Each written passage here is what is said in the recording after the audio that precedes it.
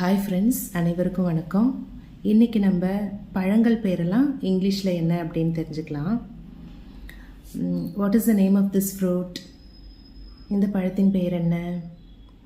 Guess பண்ணுங்க பார்க்கலாம். இந்த பழத்தின் பெயர் மஸ்க் மெலான் அல்லது கேண்டலூப். மஸ்க் மெலான்னு சொல்கிறாங்க அல்லது கேண்டலூப் அப்படின்னு சொல்கிறாங்க. What is the name of this fruit?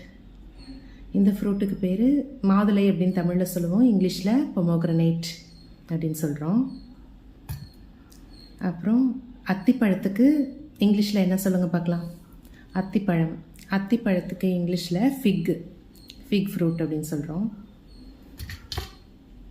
அப்புறம் சாத்துக்குடிக்கு இங்கிலீஷில் என்ன கெஸ் பண்ணுங்க பார்க்கலாம்.